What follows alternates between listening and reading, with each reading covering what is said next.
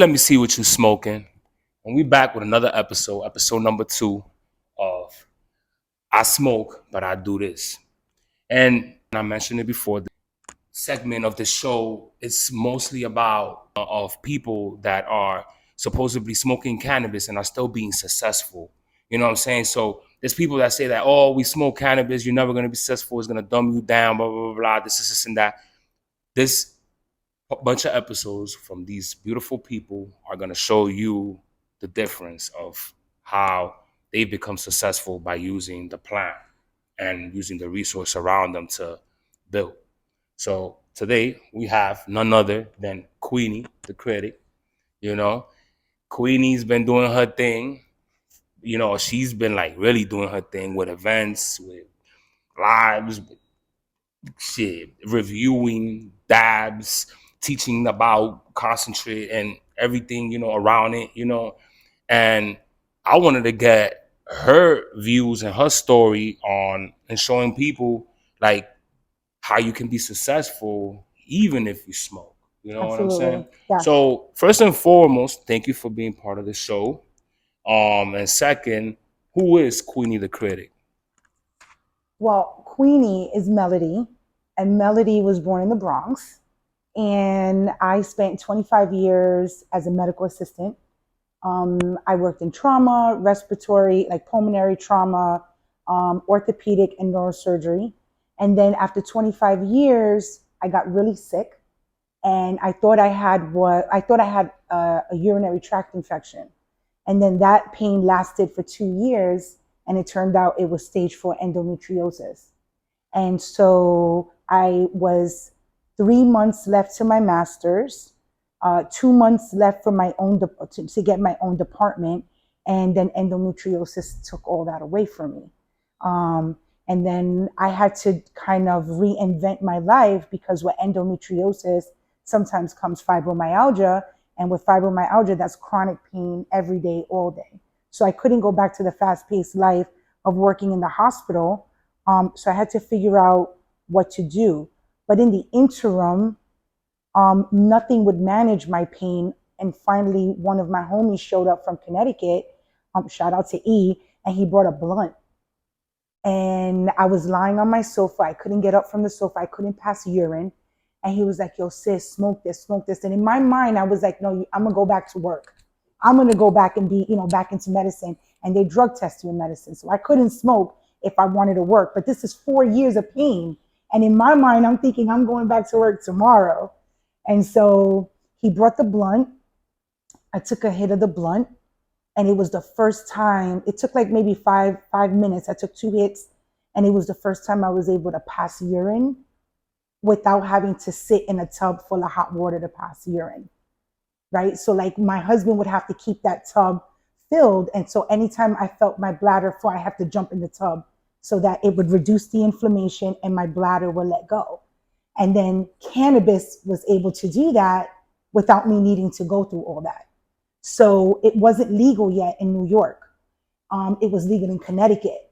So my boy would just bring me Connecticut's medicinal because nothing worked. And I was on 16 pills and nothing worked. I was like, just like catatonic. Like I would just sit on the sofa on all these pills and still feel all this pain.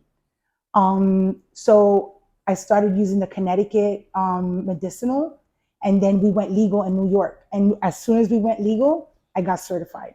Endometriosis qualifies because once you get an endometrioma, it's almost like you got a tumor. So they categorize you as a cancer patient. Okay. So back when we first went legal, there was very little diagnoses that would cover a card. And that one happened to fit into it because I actually had tumors removed from the bladder. So they categorized it. But after about maybe, I would say 6 months, the flower stopped working. It wasn't strong enough for the pain. And I was like just talking with a group of women on Instagram. In this time, I'm making candles because I'm trying to reinvent myself, right? So I'm making candles. I started my candle company. I invested $5,000 into my candle company, and I was just burning out. I wasn't happy because I was chasing a means of finance and not a means of happiness. And being a medical assistant made me happy. Like I would do that for free. You know what I mean? There's a humbleness when you are with someone and they die. There's something that reminds you about being human when you're in those moments. And so being a medical assistant is a passion. And so the candles really weren't doing it, and they were making good money, but I wasn't saving life. And I wanted to do something that made a difference. And so because I was working so hard, the flower stopped working. I needed something more than flower.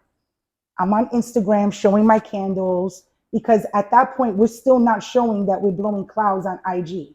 We're not legal here, recreation. And as a mom, I wasn't going to get on a camera and show that I was consuming because we still weren't legal recreational. We were just legal medicinal. So I have to be cognizant as a canna parent that I can't just put my business out there. The girls in the group say to me, have you ever heard of dabbing? And I'm like, no, I don't even know what dabbing is. And they're like, well, actually it was Smokey J. Shout out to Smokey J. He goes, well, Queenie, think of it like frozen apple juice. Remember when you go to the supermarket, they'd have the frozen apple juice and you have to add 4 cups of water and you make it. And I'm like, yeah. He goes, concentrates are that frozen apple juice before you add the water. And the flour is after you add the 4 cups of water. So if you go and dab, you're going to be at 80% or higher in THC, where right now in medical dispensaries, you're at maybe 26% THC. Nice. Right. So the issue with dabs came from me, not out of how it looked, but it came out of a need because concentrate gets under that nerve pain and flour does not, unfortunately. So, I'm fortunate enough. I turned to my husband. I'm like, yo, I want to learn how to dab. And he's like, whoa, what do you want me to do? And I'm like, I want to go to California. There's no dabbing culture yet that I know of on the East Coast. Now, I think I had been outside already. I had already met Kim B. I had already been to like one of the events. No one was dabbing. You did not see it. And so I left to Cali for 11 days. I went to Cali. I stood with a bunch of women and I hit all the dispos that focused on concentrates in Cali. And this was like what time? This was what? This was in 2021. Okay. All right. This was in 2021. And then I came back with that. We go legal recreational here. And I closed down the candle company and I focused just on being Queenie the critic, right? But I didn't know what I was criticizing because I didn't want to criticize. Okay. I didn't want to get on there and be like, this is trash. I did not want to do that because I felt like, how do you criticize a grow that you don't know the history behind? You don't know how it was grown. You don't know if it was just a batch. I didn't want to put people down because the cannabis community saved me. So I did not want to do that. I did not want to get up there and be like, yeah, I don't like this. What I did was I started to focus on all the strains that made me feel better. And then I started noticing that everywhere I went, there were no women. So all the events I would go to had great bud, but no women in the room. So I thought that's a good topic to start. So I would start talking about that. Then I realized some of the events are not handicap accessible. So I started to bring that up. And in that, I just started to meet people like you and Rob and Salty Donut and just everyone. And I realized that the only way to grow was to find something that was authentically my idea, something that I wanted to pursue that didn't step on anybody's toes. How can I honor the people that were here before me and not step on toes? Okay, no one's talking about dabs. No one's talking about it. No one's talking about why it's useful. No one's talking about, no one's talking about, hey, it may be an expensive way to consume, but you need a lot less of it as opposed to flour because you can get a very good high off of just a touch of a dab as opposed to a blunt. Like no one was really discussing that. And then I would go into rooms and people would kind of be like, that's like smoking crack, right? I was one of those. You're smoking crack, and then you're like, okay, well then there is a need. there is a need because I don't think the West Coast, and this is just my personal opinion, I don't think the West Coast dealt with the crack crisis the way the East Coast did. No, they did. They don't act like it. No, In they all did. honesty, They did in South Central. They did. But I understand what you mean. I understand. you know what I mean? Like where we were surrounded by it here. They're okay. So since they're more like in the culture of the dabbing and stuff, we see there's a culture here in dabbing, as you see, but it was more quiet around that time, and it was actually like more like there's like a glass community too, and that's where that heady movement is at, That is where I felt my most accepted when I came here. When I got into dabs, I felt I'm not a very politically correct person. Like I'm just gonna say what I'm thinking. Yeah. I felt like there was enough flower shit going on, and people were just like, "We know, we know, we know, we know." And then when it was like, "Well, let's talk concentrates," everybody was like, "Oh, I kind of want to know, but I don't want to look a certain way. So why don't you tell me on the down low?" Like there were people that were like, I want to dab, but I don't want people to see me, you know? So I realized that what I wanted to do was normalize dab. And we have Dab Queen NYC, we have J-Dose, we have Adam Ali, we have people in this community that were running dab bars. We have, it was already, but no one was talking about it, and no one was really going out and doing it online or doing it on lives or really saying, look, this is a rig, this is a, what, no one was doing that. And I felt like it just came natural that maybe I could help save a life the way it helped save my life. Like it spoke to me on that level. Like this can save someone.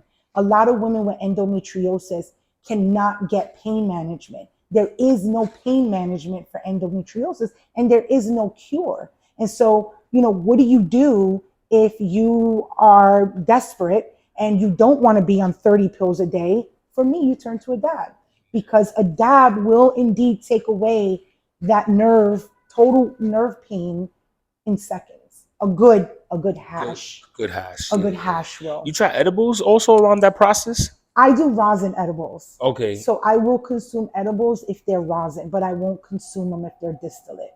Understood. No. And why is that? I think that the ones with distillate, depending on Depending on what the source? that, not only depending on the source, I find that distillates usually are higher in sugar. Okay. And so they upset my stomach. All right. And they cause like instead of being anti-inflammatory, I feel like if they're not of good quality, and there are some that use great quality, but if I don't know, but I feel like hash rosin edibles, I don't know if this makes sense, but they're usually much cleaner, even in taste, even in digestion, even in hits. They're much, and you can even taste the difference. You can taste the plant difference as opposed to some of the distillate ones. They're very icky, gummy. When you think about that, when you break up a piece of candy and it's so sticky to you, I think of it as being sticky, and a lot of people assume because I'm a heavier woman that I would enjoy like the candy and stuff like that. But a lot of this has been the endometriosis and the fibro. A lot of people are surprised to learn that I used to run 8 miles a day. Like I don't know, maybe 60 medals at home. Like running was my antidepressant. I had suicidal ideations for a long time because I have PTSD and I had undiagnosed ADHD and autism. So I had a rough couple of years, especially with the pain, where I questioned why I was here, and the reality is just being a mom is probably what saved me from making some really dark choices. And then cannabis also helped save me from those dark choices because prior to that blunt, I was already at my wit's end. And you say to yourself, like, how can I be a good mom if I can't even get up out of bed? Like, how can I? And I have 3 small boys. So, cannabis, dabs, concentrates, like that saved my life. Like that. So when I bring it out as Queenie, when I educate, it's personal. It's personal to me, because I know what it did for me. It's not like a teacher reading off a book. No. It's straight off. It's straight off. And I've had moments where I've dabbed on something that hasn't worked for me. And in that, I've learned that I have allergies to certain terps. I don't do well with certain terps. I don't, but again, it's been my community that everyone in this community is relentless when it comes to proper education, proper consumption, using the right strains. Um, I don't know. I want to give back all the goodness that was given to me, you know? And so when people are like, oh, what are you, a critic? And I'm like, I'm really not. I'm really not. I really won't. I don't want to say no bad shit. I want to be real. So I want to focus on the women, the concentrates, and the healing. That's what I want to criticize. No, I mean, well put together. I mean, it's a beautiful origins that made you who you are today. And now I see why there's so much passion, because cannabis was like your way out. Like it was like your like spinach to Popeye, or you know what I mean, or It like was my Lord and Savior. he's your Lord and It Savior, really like was. Jesus to Allah to is it was your thing. Yeah. It was your light to your darkness. Yes. And the people that I've met, the conversations that I've had, it continues to always be someone that knows more than me. I will purposefully collaborate with someone that I know knows more than me, because I don't want to be the smartest person in the room. It impresses me when I sit and I learn. That's how my brain navigates. Like, I want to learn from everyone else. So there are times where I'll do an event or I'll be on a live and I'll just be like with my mouth open, because they're not, especially like a grower, like let's say when I talk to Kev or any of the growers here, some of them don't understand that it was their strains that lifted me up from dark places. So when I meet them and I'm fanning out, I'm not fanning out because your weed smells good. I'm fanning out because there was a moment where I questioned my existence and I smoked your weed and it showed me a light that wasn't there prior to that. So I come from a very different space. People tell me I'm too nice all the time. You're too nice. You give away, you do this, you dab people up. What if in one of those dabs, someone can't afford to tip me a dab, but I give a woman especially a dab and she feels pain relief that she hasn't felt in months? That for me is worth more than any money that I could have gotten, because that's a woman who's going to now turn around and be like, where can I get more of this? That's a fact. I don't want to take these pills anymore. I want to do this. I want to be able to do what you do, Queenie. People are always surprised that I'm always dabbed up. Oh, I don't fuck with them dabs, then I can't function. I can't function without it. You educate. You educate and you help at the same time. Yeah, you're like, I can't function. I don't know how I can function without it. Yeah. So you're right. We can definitely be consumptionists and be completely functional powerhouses, because it allows us to be. A lot of us are medicating for a reason. Mm-hmm. Yep. But look at you. You taking it for your mental health, and also you helping others while you do it. You know what I'm saying? Not out of me. Concentrate game is expensive. It is. All this is expensive. And for you to be like, yo, take a hit, that's dope. A lot of people say, oh, droga, this and that. Yo, people work, people gotta spend money, and it is what it is, But talk about you. We were at Astor Club together. How much was that gram of Piatella? And you came and you shared it with me right away. Yeah, but you see, we're still cool because it was a prior thing. Like, it was cool. I was cool with you regardless, and I did it out of the love. And that's what I keep encountering in this community. People like yourself that I just did it out of love. Like, I didn't think to count my money. I just figured Queenie's there. She's a dabber. That is a part of the dabbing community too. Very similar to passing a blunt. It's very hard to take a dab and not be to someone. And so a lot of people be like, I'm fucking with that. And I love it when I get to be like, trust me. Yeah, and then they'll consume it and they'll be like, oh, it's not, because they get this image in their head of like coughing and like their tears coming out, and improper consumption can be a not great experience with dabs. You're at a higher temperature than you are at flower. You're burning your flower with a lighter, whereas with a dab, you've just now put that banger at 800 degrees. You know what I mean? I can't even begin to tell you the scars I have from torch burns, So education is key with dabs, because it could be dangerous. Yes. Unless you're e-rigging it. But if you're going a traditional, it's expensive and it's dangerous. Yeah, the first time I started was like with like a hot rig and with the big fucking the butane. I mean, it was like a Let big me tell you, the torch, the the torch. setup alone will Yeah. probably be about $400 or $500. And I mean, somebody that was used to doing it, she was the one that put me on to it. She was getting it from Seattle, that wax. So it was around that time when they was torching it, around 2014, 2015, around that time. Back when they had porcelain Yeah, nails. and it was put on parchment paper. You know what I mean? Like everything was given like on a parchment paper. Yeah. It wasn't given like in these little nice little And things that now they and have. now you have all these machines that will press it for you, Hmm. press it right into a nice jar for you. Now we have directions on whipping it first and putting, Hmm. but we didn't have this a year ago. We weren't Exactly. even having this conversation. How do you get into the events and all that? And how do you feel about them? How the people is welcoming and stuff and welcoming your events? Well, I try to pay for a ticket. I try. And that's how I started. I'm very big on not coming with your hand out, That's a even to fact. events. Yeah. Events are expensive. I put on events. They're not cheap. A lot of times you're fronting money from yourself to cover some of the costs in hopes that you sell your tickets. Another thing is you want to make tickets affordable for the community. I'm, you know, I work hard on sponsorship so that I can keep it at a lower cost and give people their money's worth.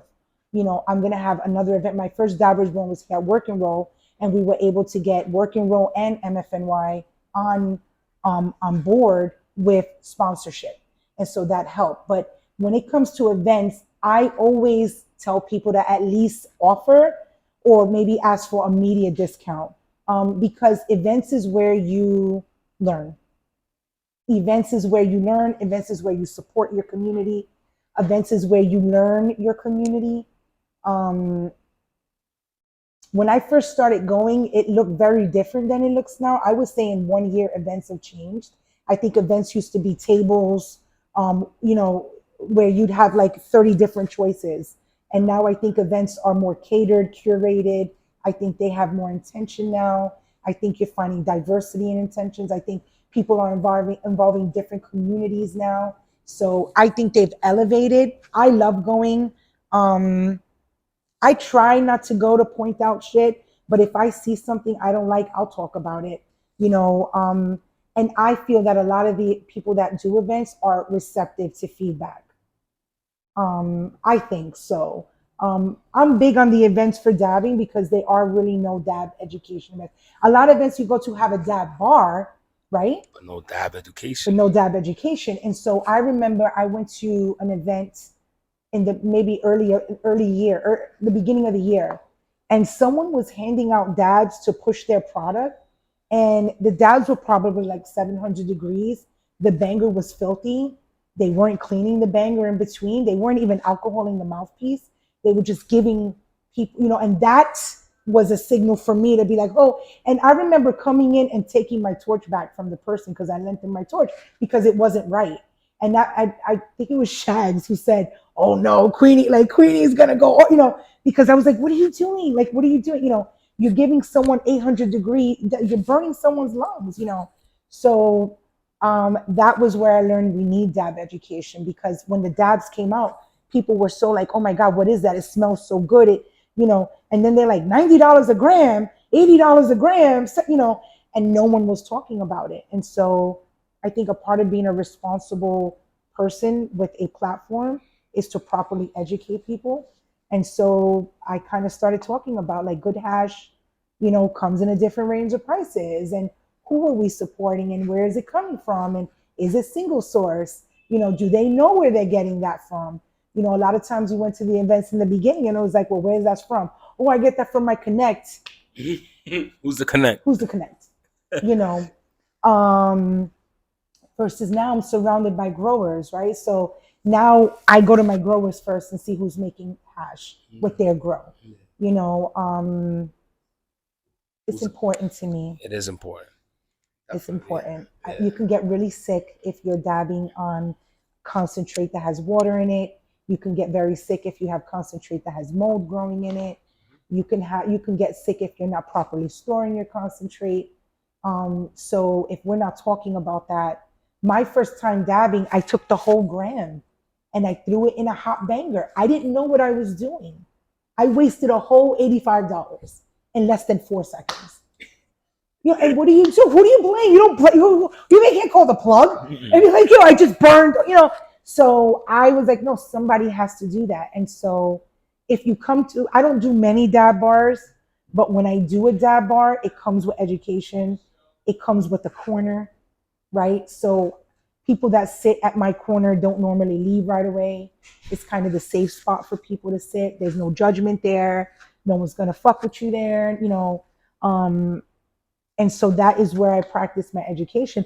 Unfortunately, now that I have a Puffco, I have not smoked flower in a minute because dabbing just keeps me going. It's easy, it's consistent temperature. Da, da, da, da, da. So I don't. But if I remember when you used to see me come to events and I had the light in one hand and the orange case in another, like I used to go outside.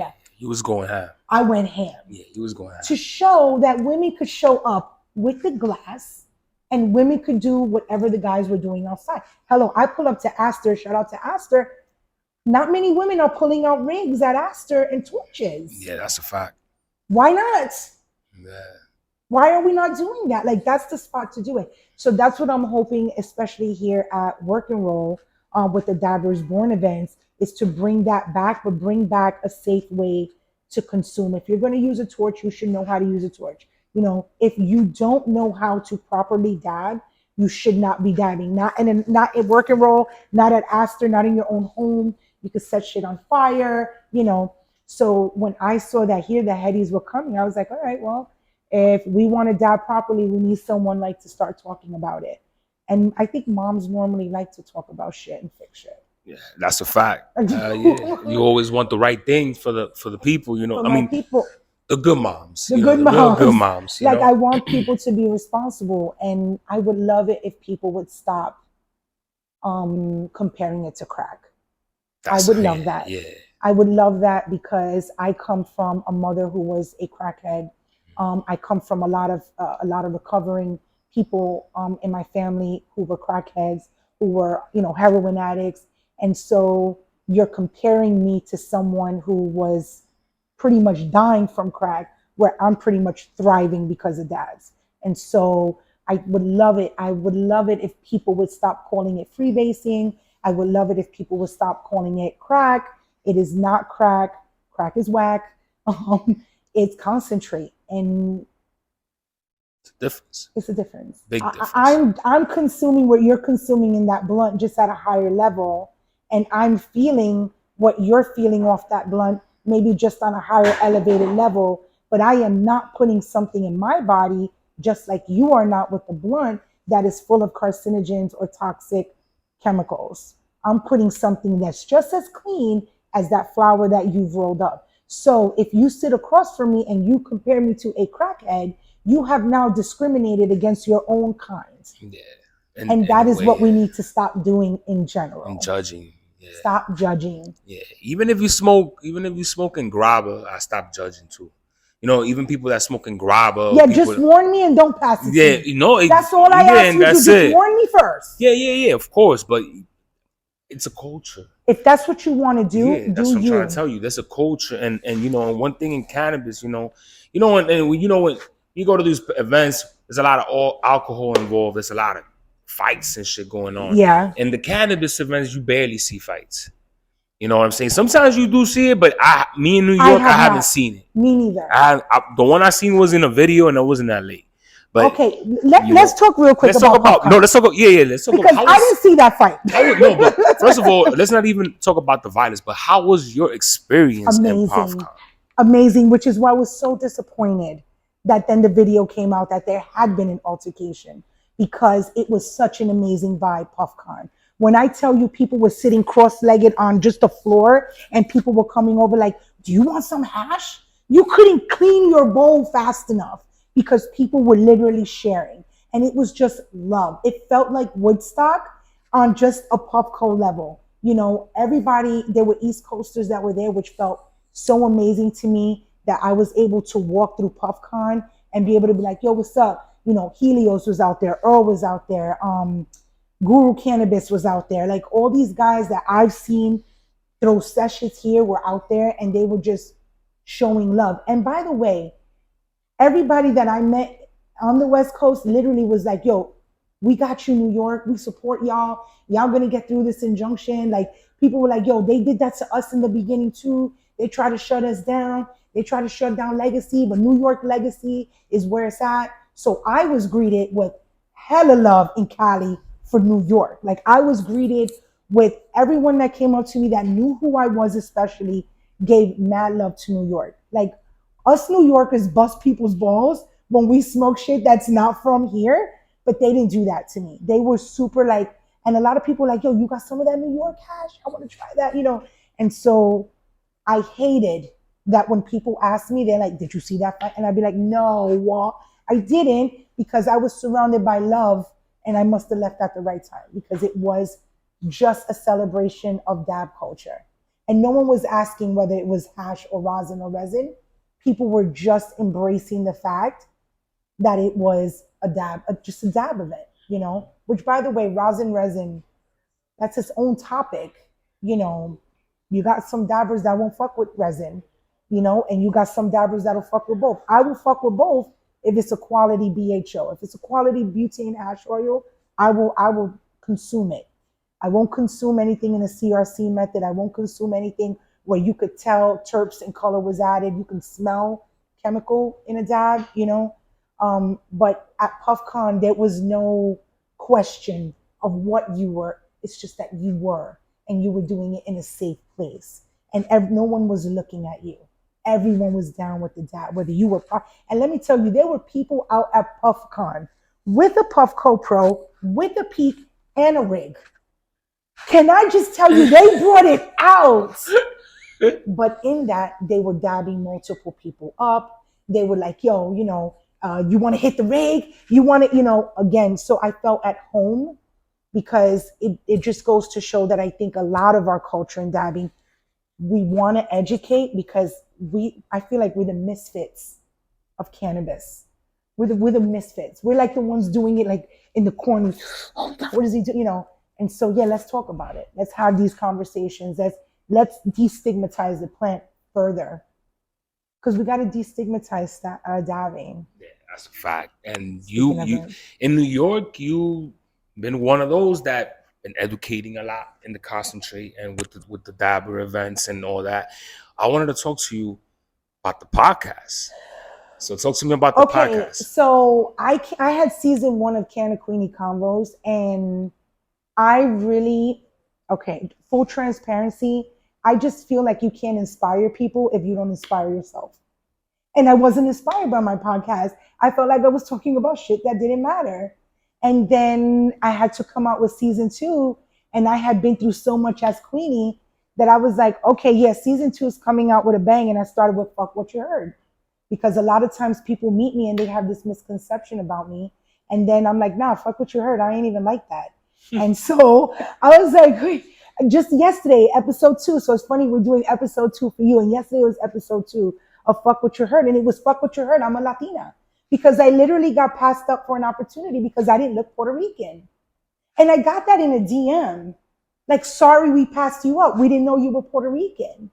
And so... Wow. Okay. So I talked about in the episode 2 of like how I need to destigmatize my Puerto Ricanness, because I don't look it. I don't. That's my child. I don't look Puerto Rican. So I literally got passed up for an opportunity to be a part of the Latin community because I don't look a certain way, which is my life. It happens. I mean, I'm Dominican, Latino, and I look black. So I get But it. I feel like we're from Afro-Latino We are. descent, No, right? but no, we are. But what I'm trying to tell you is like, you know what I mean? Like, I'm Dominican, but they won't think I speak Spanish. That's what I'm trying to tell you. They'll look at me like I'm straight, like I'm African American. That I'm not Latino. You understand? Yes, we Dominicans are Afro Latinos. Yes, we are, and Puerto Ricans too, and a lot of Cuban shit. The whole Caribbean. Yeah, the whole Caribbean. If you think about, if we go deep, but yeah, there's a lot of stigma when it comes to. But if you use it for something like a podcast or you use it for education, you turn those moments into lessons. And everything is a lesson. Everything is meant to show you a different route. And so I turned that and I use it as the podcast. And I'm like, yeah, fuck what you heard. I am Puerto Rican. Like, do I need to walk around with a freaking caldero of arroz con gandula and pernil to prove it? O singing reggaeton. Pero, ya tú sabes. But it was good because I think that now with the podcast, I'm coming back with the inspiration that I needed because I'm inspired now. Like, I have a community that inspires me. So why not bring that back? You know, I try, I'm trying with the YouTube. I bring it up to you all the time. I've just gotten so comfortable with Instagram that now Instagram and the podcast and the events have been like, and doing the legacy interviews. But then again, that's back to the YouTube. So I'm not a youngin. I feel like I'm also a little technology. Like I can't get some of it challenged. Yeah, I understand. I mean, I didn't grow up in the age of. You're not in your 40s, right? No, I'm in my almost. I'm close. I'm like 3 years before. Okay, I'm mid 40s. Okay. Right? So I didn't grow up doing all that stuff. So now is when I'm learning about AI and CapCut. And again, it's because of people like yourself, Rob, the youngins in this community really show up. And they'll be like, yo, I'll teach you how to do that. And it's through that type of, like when we first started, and you were like, yo, I'll teach you how to chop that up. Like, that is what I want to highlight in this community because that will overpower any negative experience that you may encounter. There are people like that whole stupid fight at PuffCon. Don't focus on that. Focus on the fact that there were thousands of people that came together to not judge each other and help each other. And to celebrate hash. Yeah. And dabbing. And, through the Puffco. Through the Puffco. Yeah. Well, through the rigs too. They brought up. Well, by the way, but Puffco now is coming out with some glass art, like these glass artists. With the Ryan Fit, it was the Ryan. I met Catfish John. Like to me, Catfish John, when I watch him blow glass on his Instagram live and then see those pieces, you're kind of like. For me, I feel like a part of being, having humility is taking those pauses and being like, wow, you've really created something, and I want to give you that recognition, so glass has now found its way to a puff, like an e-rig, right? And when I see the art, it goes to show you that there is a link between glass and dabbing, and no matter how you're consuming, as a dabber, I like to feel a certain way. And so this type of stuff where they're coming out with these pieces is giving you almost that art while you're still dabbing. It keeps it sexy. Because I feel like a part of the culture is if you don't keep it sexy, then it gets mixed in with being like a crackhead. Yeah, if there's no style, then there's no uniqueness. Yeah, because if you go back, there's certain spots and there's certain smoke shops that still will sell pipes that look like crack pipes. You know what I mean? A lot of them. You know what I mean? So that doesn't help. So yes, definitely the glass. That's the next focus on a Dabber's Born 2 is glass and consumption, proper temperature, how we breathe when we dab. It's important to me, especially for bud tenders, because now we're seeing concentrates in dispensaries. And if you don't know what a dab is, how do you properly advertise or market that to a customer? And these customers for me are patients. They may be customers to someone else, but even if you're going to get high, you're still a patient, right? Because this has an effect. It has a medicinal effect. Yes, it does. So it's very important for me that bud tenders, even the plugs, know what they're selling their community. Is this a rosin? Is it a resin? If it's a resin, what does it have in it? Is it single source? Where was it grown? Was it tested? Like these are things that, and unfortunately, because we're still starting out, we're still going to see a mix of dabs coming in from Michigan, from Seattle, from Colorado, from, Washington State, California, Maine. Maine is fire. Maine is fire. I can't even, Destro Dabs 710 was my first supplier here on the East Coast when I decided I would not support a medical dispo. Because I did get to that point where I was like, oh, wait a minute. They're charging me $84 for an eighth at the medical dispo at 23% THC, and I can get 2 grams of hash rosin for $100 from a plug from Maine. You know what I mean? And so that's how I really Destro Dabs for me was the person that really was like, I'm gonna show you what Maine got. You know what I mean? And so, but we're not. I still don't think from here, from New York State, we're not seeing the best is yet to come. The best is yet to come from here. I think the grows we're seeing now.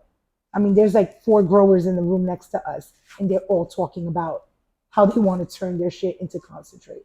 So I don't think we're anywhere anymore where it's a taboo subject. I think growers are actively now growing plants that they know need to be washed and need to get pressed. And they want that out there. They want their names on those jars. Yes, They do. I've spoken to a lot of cultivators, and they've been on that washing, and of course I've seen the journals with the Instagram stories and stuff, and that's all you see. This is gonna go for wash. Oh, this is gonna go for wash. And one of the questions I get asked a lot because I educate for White Boy Kev is when we're going to see that haze. And one of the things Kev talks about is he wants to make sure he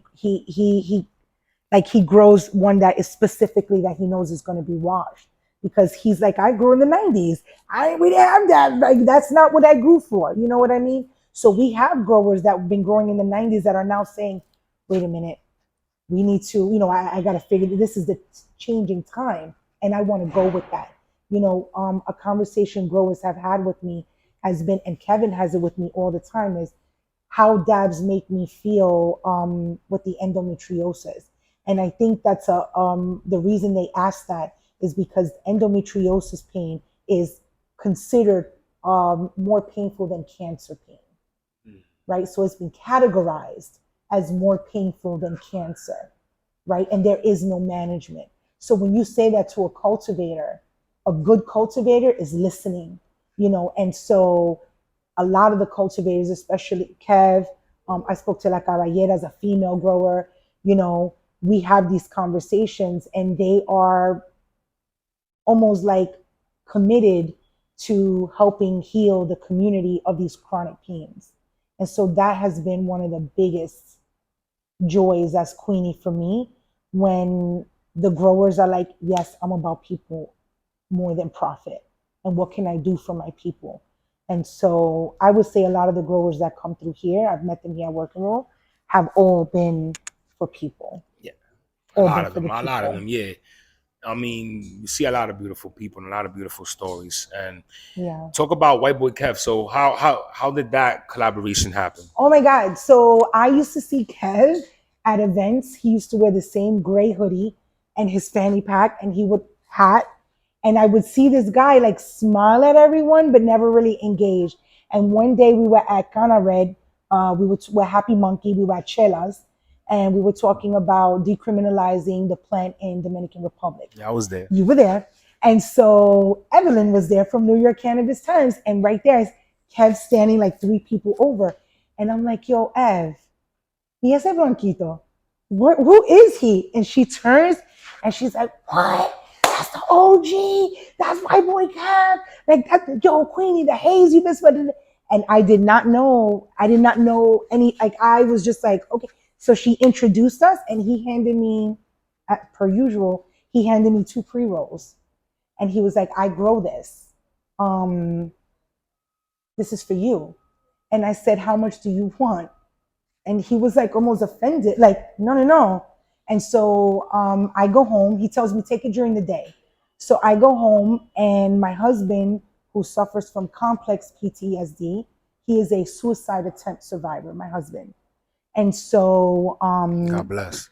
thank you. 2 years ago, he survived. And yeah, I think today or yesterday was Mental Health World Day. And I gave him like an extra hug because we could not find a strain that worked for him. Like, we couldn't find a strain that wouldn't make him more anxious, or if it made him too relaxed, it would trigger the PTSD, because feeling like he's not being productive is one of the triggers. His brain needs to feel like he's being productive. And so if I gave him too much of an indica and it would put him in the couch, that would almost like trigger him because he felt like he needed to be busy. And so that morning, I'm like, yo, try this. This guy named White Boy Kev. And he's like, White Boy Kev. And I'm like, yeah, I don't know how I could say that. Like, I felt weird saying it. And he tried it. And like, I remember he got up and he did something. And he came back. And then I saw him come back and hit it again. And I'm like, do you like it? And he's like, yo, I love this shit. Like, I'm just, like, I never felt this. Like, he felt happy. And I reached out to Kev and I was like, yo, I think he still has it. I'm like, yo, my husband tried it and it's amazing. Um, Nothing's ever worked for him. You know, he's a suicide survivor, you know, and Kev has this big, I don't want to cry. He has this big thing, like, I'm being a good dad. He's big on that. So he's like, well, if I can help your husband, like, he'll be a better dad. And so like 2 days later, he showed up. He was going to Jamaica. He's like, when I come back from Jamaica, I got you. I was sitting right there.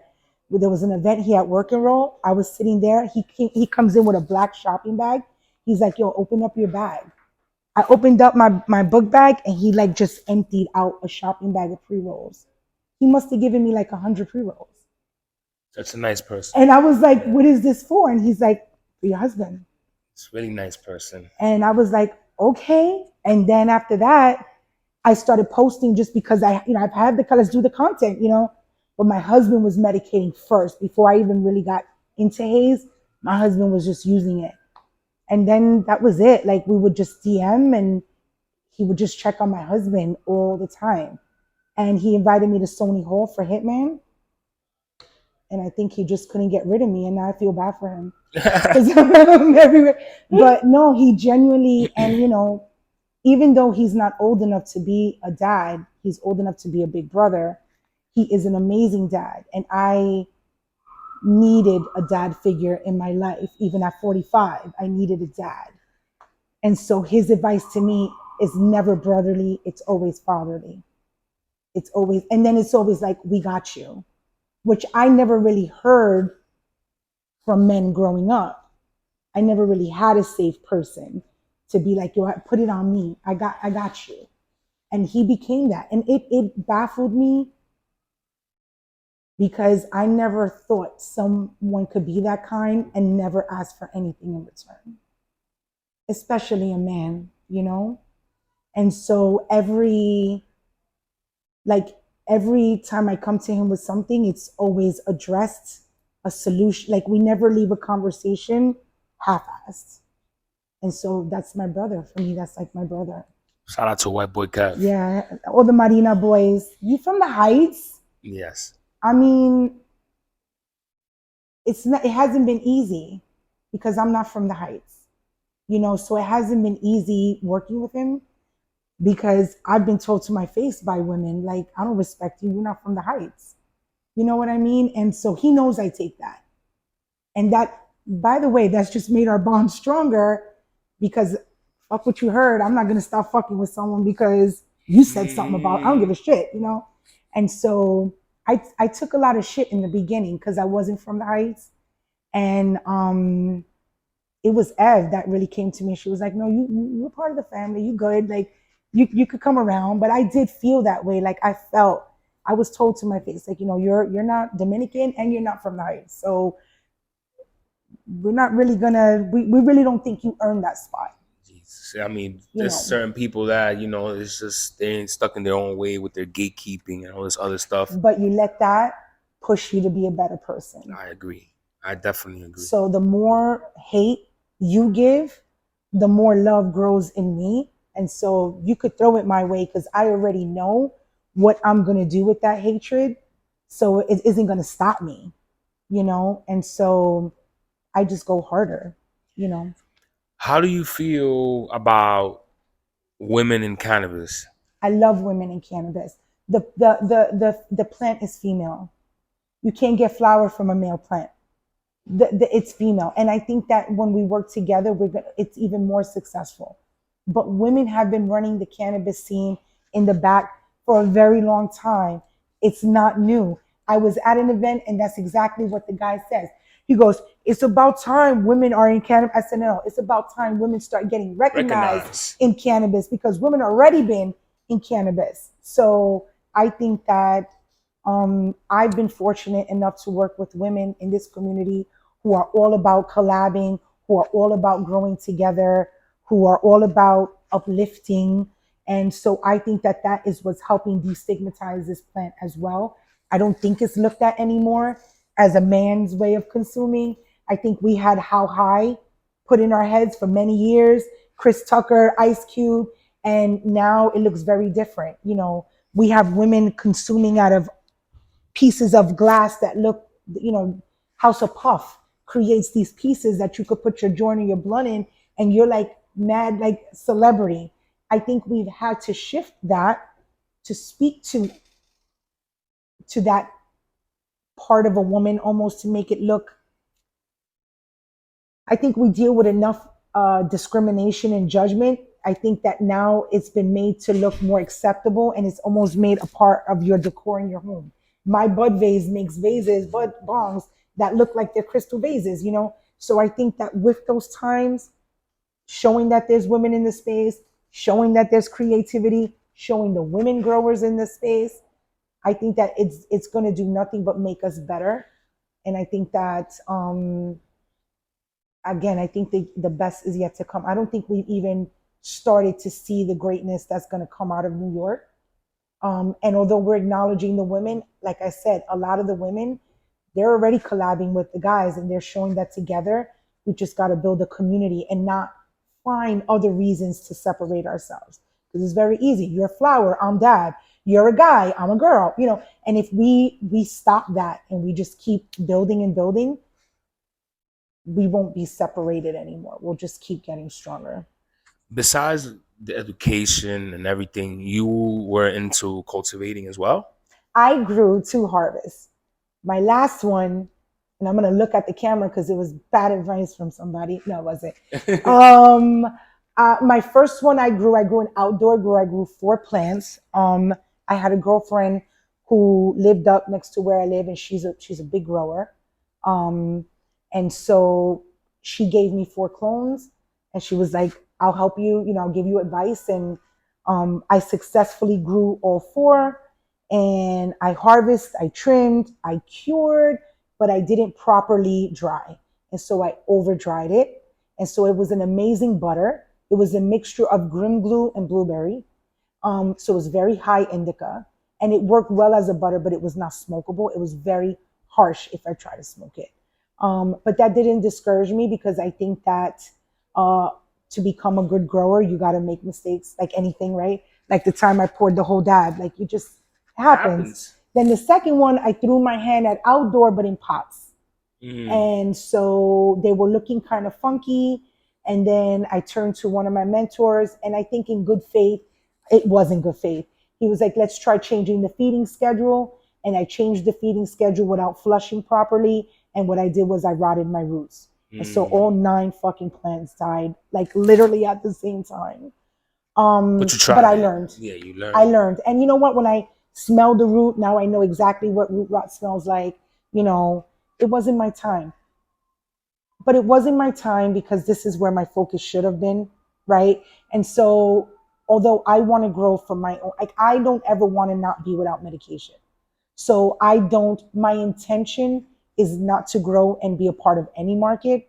My intention is to grow and have personal use. There's enough growers. I don't want to be one. It's not my thing.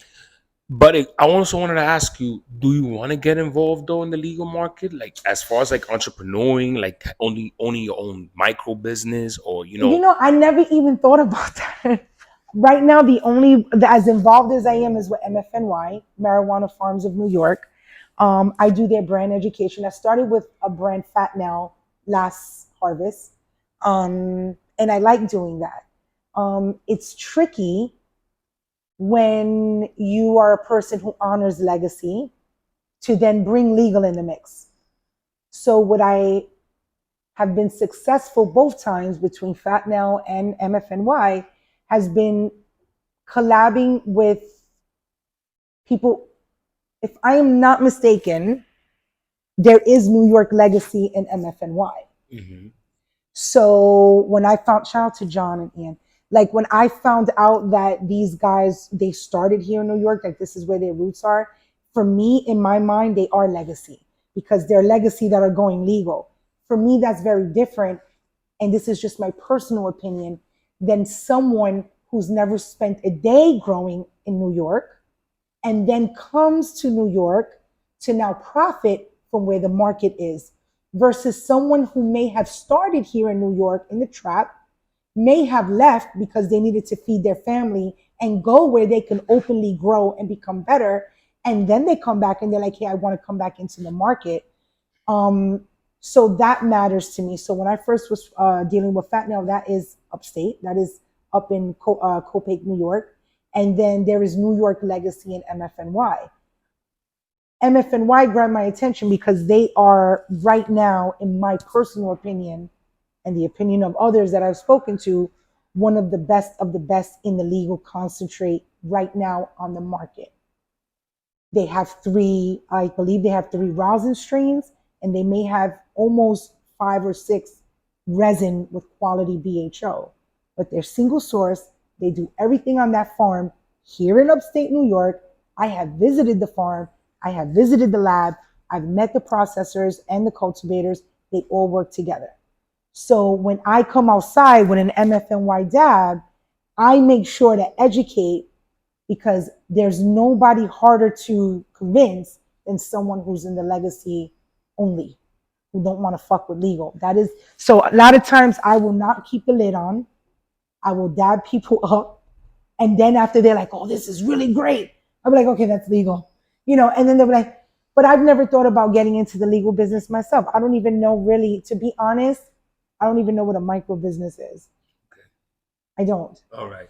Okay, but well stated. At least you're getting involved in without you even knowing it. Yeah, but what is a micro business? Well, micro business, you'll be able to sell, and you'll be able, like, to have a spot where you'll be able to have a dispo, and you can also have, okay, yeah, and you yeah. go, but it has to be small for a certain degree. You can't cultivate in there. Also, I think you could Okay, so cultivate. You that's could why when cultivate people too, say I right? got the 3 licenses, that's Yeah, yeah. so you could cultivate and you could Okay. also sell. You know what I'm saying? So that's mostly the micro business. It has to be in a certain square feet or something like that. That's from what my intel is.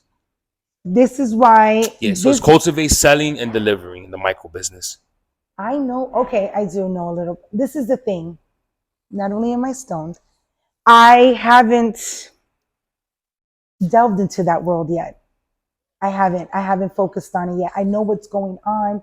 I get a little bit from everyone, but it isn't a world that seems to me like I want to be a part of it yet. I understand. Some of the things they want you to write down seem like written confessions to me. Like if you're a parent, like I know that with my medical card, I'm allowed to have a certain amount of plants growing in my yard. They have Yeah. to be locked up, but I've never gotten into it. I do know, like, I know people personally that have applied for the 3, that they're like, oh, I'm waiting for my 3. So I guess that's what they're talking about. But I haven't really gotten into the legal market yet. Okay, but still, at least you around people that are, and you could get educated Yes. whenever you want to delve That's into why it. I'm Queenie and not Queen. People always ask me, why aren't you Canna Queen? Why are you Canna Queenie? And I say it's because I don't know everything. And I'm still You're learning. still learning. And I'm grateful for people like, again, my community like this, that won't judge me for not knowing. Because I'm Exactly. sure there's someone watching it like, with everything you do. No, there are people that be like, oh, you don't know? Well, hey, look, this is what it is. Even myself, I review, I do this, and I don't know too much about the concentrate. I review concentrate, and I've done it from what I've learned. I go online and see, like, yo, how can I review concentrate? What should I look into it?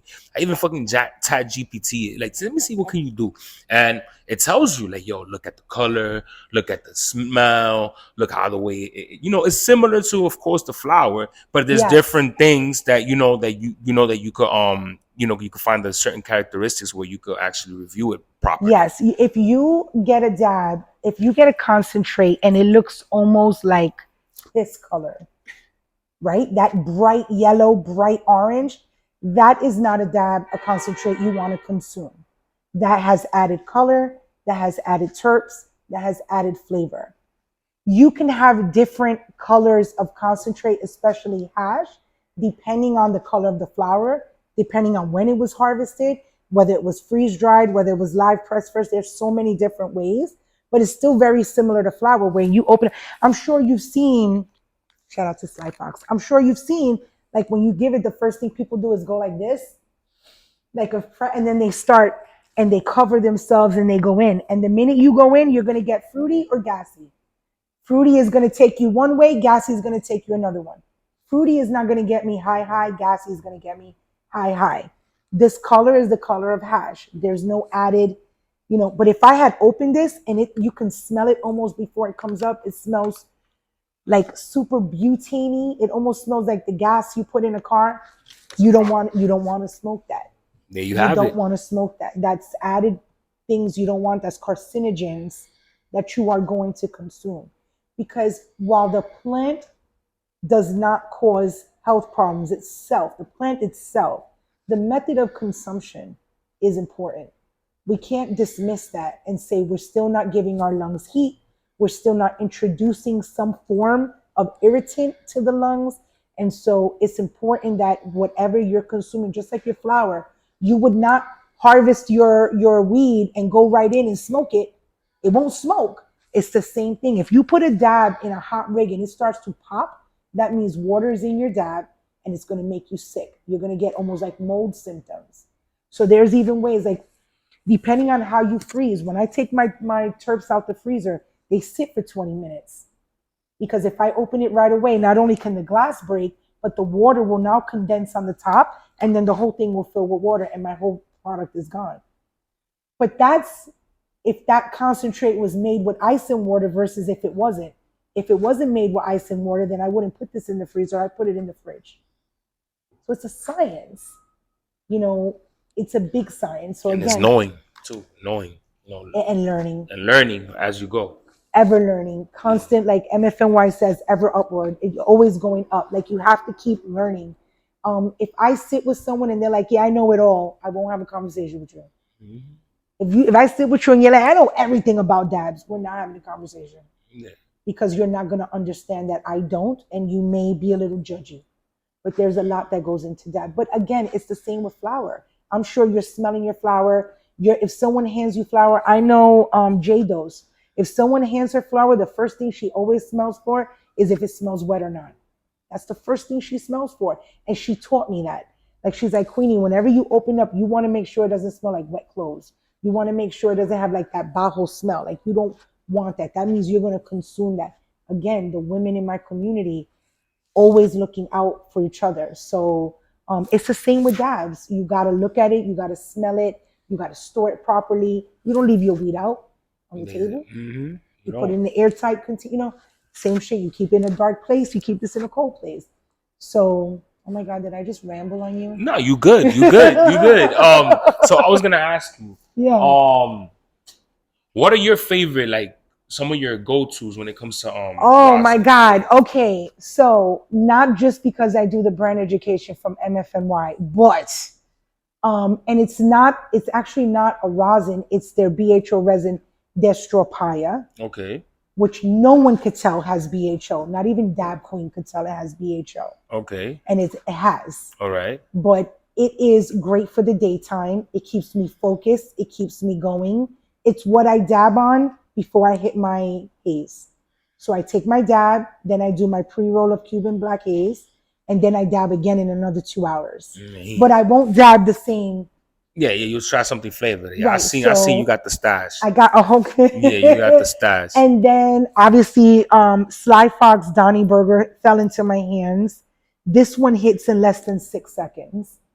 So this one's a strong one. This is an indica, the Donnie Burger. Yeah, it's because of the hash plant.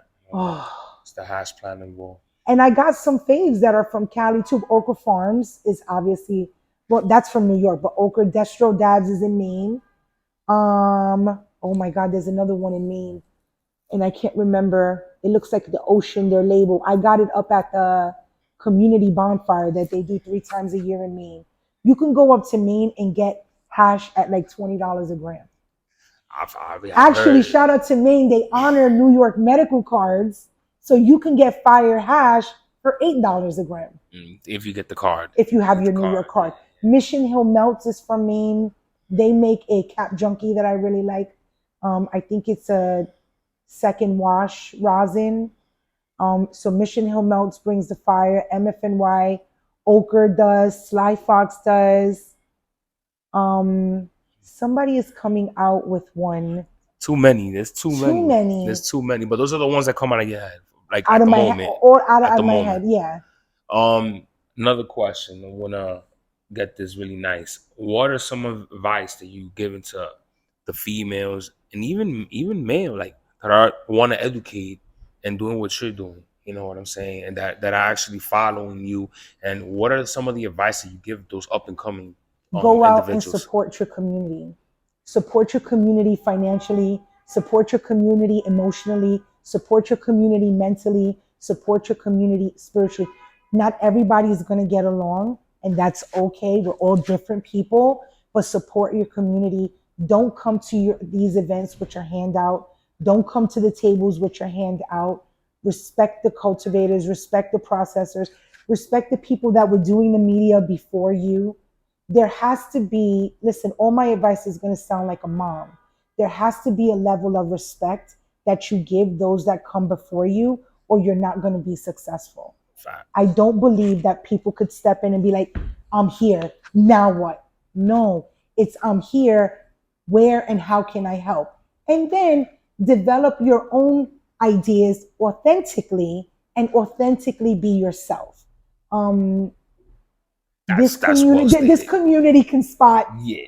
a poser really quick. Like this community could really spot someone that's not here for the real, for the right reasons. I do not hesitate um, in defending my New York legacy.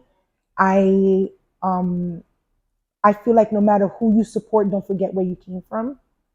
And I again go back to respecting the community, supporting the community. I'm not one to charge for posts in my community. I know everyone's different, but a part of me, especially with the women and empowering them, is if I have a space, I want to give them a space. And I find that those women in turn will always come back around and somehow take care of me in a way I didn't even know I needed to be taken care of.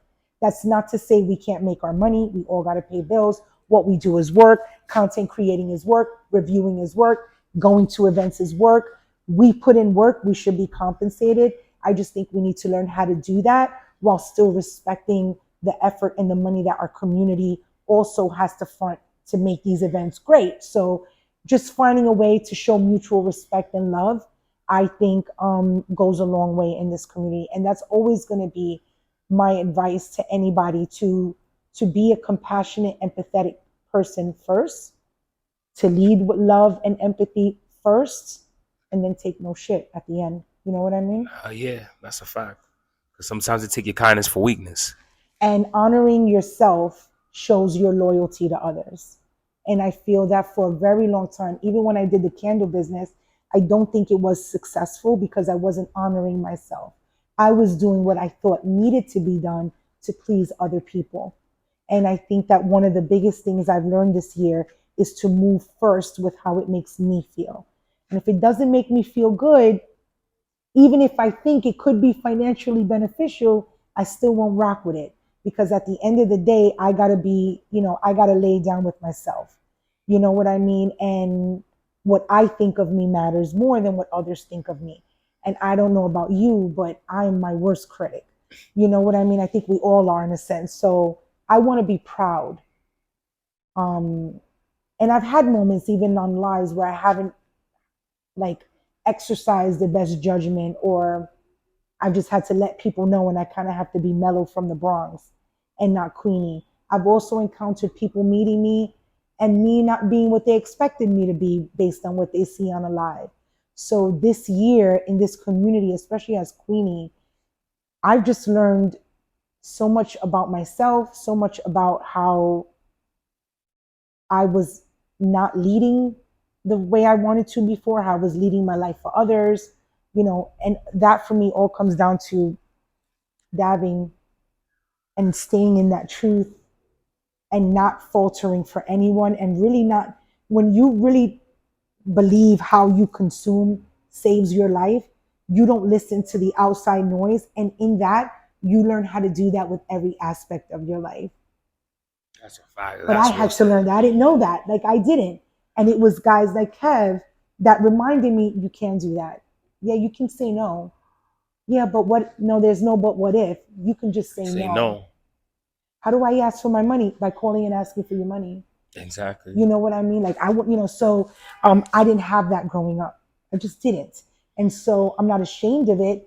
I think a lot of us weren't. I was born and raised in an era where if you were parented correctly, it was a 50-50 shot. You know what I mean? I didn't have a traditional upbringing. I was homeless for a time. I had, my mother had me at 15. My dad was 19, and then he dies when I'm 4. She turns to drugs. I raise myself. I came home one day. I was just telling Rita this story because someone asked me, how did the war on drugs impact me? And I said, well, my mom was a crackhead. Here I am. I come home from the 4th grade. I was a latchkey kid, so I used to let myself in and shit. And I get to my building, and my mother hadn't paid rent in who knows how long, and the marshals evicted us. Wow. And now here I am sitting in the front stoop of my building with no one. Don't know where my mom is. Little girl Little girl. in the Big Apple. South Bronx. In the South Bronx. My grandparents worked at a factory and didn't get home till 2 a.m. off the BQE. There used to be a Bronx Queens racquetball club. And right next to it, there was a factory that made those Harlequin romance books. And that's where my grandmother worked. And so my grandparents show up at 2 a.m. and there goes their granddaughter sitting there from 3 p.m. From school. Wow. I didn't know That's where so my mom. sad. I raised myself in the street. And there you go. This is why I smoke, but I do this too. This is the example of success overcoming all the obstacles and using cannabis to bring more success into her life. You know? Any last shout outs you want to give to the people? Oh my God, if I sat here, we'd be all there shouting everybody out Yeah, because but I keep love it everybody. keep it, to the shout out to the shout Listen, out. I want to say you, Thank you. Rob Reefa, White Boy Kev, La Marina Boys, Salty Donut, Tribe Tokes, because there would not be a Queenie without Kim B, Work and Roll, MFNY, just everybody in this community. I don't want to forget anyone. Jane, I Bud You, just everybody. I know I'm going to forget and then later be kicking myself in the ass. So I would just say, everybody that's ever pulled up for me, I appreciate you. I love you. I will always pull up back. Um, I think we just have an awesome community. I really do. Sure. Definitely we do have an awesome community. It was a beautiful time talking to you. Thank you. Are you going to tag? We could dab. You know what I'm saying? We definitely could dab. There's some in there Yeah, left. I could take a hit for the episode. I haven't even taken nothing, but usually I do. Also, show the people the piece that you Okay, know. so I educate with this one. Shout out to Puffco. They sent me this one about a month or 2 ago, and I used this at my dab bar, and they found out that I was using it at my dab bar. So they sent me. You could hit that one. They sent me this one. Is ready to go. They sent me this one so that I can still use that one to dab people up, but I could use this piece for myself and stay healthy. So shout out to Leanna and Lynn from Puffco. This just dropped in the stores today, and it was in my mailbox with the 3D XL chamber, which you can see the clouds. The 3D XL gives, doesn't it give it like a rig? And then I got this one at PuffCon. This was an Empire Glass Slurpee cup. How you feeling? I'm fine. Fried. Shout out to Sly Fox. The That was joystick. the Donnie The burger. joystick. That was the Donnie, but yeah, I could tell the fuel. You- I like the joystick. The joystick does wonders. That the little joystick. Yeah, and by the way, this you got a big cloud. Yeah, this is the 3D XL. Yeah, this is the 3D XL. Really fire. Really It fire. really Shout out to gives a Puffco. cloud. They really did. And PuffCon, all the glass guys were out, and they gave everybody who came through PuffCon a deal. So I think I only paid $100 for her, and she hits nice. She's even fallen a few times and she don't chip. Oh, that's pretty good. Good. That's good material. Anyway, this was a pleasure, an honor. Thank you so much for your time. It was such a dope story, inspirational to me, actually. You know what I'm saying? Because, with your story, I learned that anything is possible, regardless of the situation. And you were able to take yourself out of a hole, no matter what, if you know how to find those stairs to climb up. You know what I'm You got to saying? be your own flashlight. Hell yeah. And I appreciate you for your time, and I appreciate you what you do for the community. Thank you. You know what I'm saying? Because what you're doing is something unique and something different. That's why one time we were supposed to do an interview back in the day, and I skipped on it because I wanted to see what you was all about more. I love that. You know what I'm saying? I I love wanted to that. build more. I love And that. this was the right time to do it. You know what I'm saying? And that's why God put us together to do this now, because there was so much to talk about. Look, I mean, God knows how long this is, but it's been so educational and so motivational, you know, to hear your story. Yeah, and save this for the B-roll. Yeah. Fuck what you heard. You're the reason I got that interview with Kev first. Nah, don't say that. Because no, it is true. Because you've been asking White Boy Kev for an interview for a minute. Yeah, it's and cool. he knew that. And I was like, please don't beg him, you know, can I please get, you know, and he knew I was trying really hard. And he was like, you know, let me see what your smoker's been asking. And I said to him, I said, you know what? I promise if I can get this interview, I will honor that. And so I haven't stopped telling people that the reason I was able to make that interview so successful is because you were a true gentleman and you let me go first. And you gave me that moment. And that I will never forget that. And I will always be grateful that you were just like, ladies first. And that shit meant a lot to me. And I made a commitment to just be as supportive as I can for your brand, because you pulled up and came through for mine so early on, and you've really put in the fucking work. Oh, thank and you. So I appreciate you, and it's an honor for me that I sat and gave this story to you first. Thank you so because much. You gave me a big blessing first. Not that I mean, I am a blessing. You are. But Definitely I mean, you are. it was important that the first time I was going to get vulnerable, it was with someone I felt safe with. Thank you. And so I appreciate you too. Appreciate you, Queenie. For real. It was a beautiful thing. Catch Queenie on Instagram. She's doing her thing. Instagram. She got her little YouTube thing going, but she's more focused on the Instagram. She's also open to DMs when y'all want to talk about dabbing and yes, you know, whatever. Always. me? I'm always here. You know what? Shout out to your husband. You know what I'm saying too. Shout out to my baby. Yeah, shout out to your husband because he's always there backing you up. And you know, I'm a married dude, so I was like, I wish my wife could be part of my support. The way you know, I seen couples support each other, so it's a beautiful thing to see that. You know what I'm saying? So shout out to him. Thank you. Shout out to Work and Roll. My husband's a Dominican, so you know that, right? I didn't know. My husband's from Bani, from Nisao Bani. Like he was born in DR. You know, so it's a big thing for him that I'm with Kev because his compa and all of them, they're from the Heights. You know, that's their stomping ground. So I'm kind of from the Heights by like association. No matter if you're now or you're not, you're still part of a community that loves you. You know what I'm saying? And that's what it's all about. And shout out to the Heights. I love the Heights. But shout out to Work and Roll for hosting this episode of I Smoke But I Do This Too. Queeneedacritic, episode 2. Thank you so much, my love. You. It was a blessing. You already know. We out. Peace.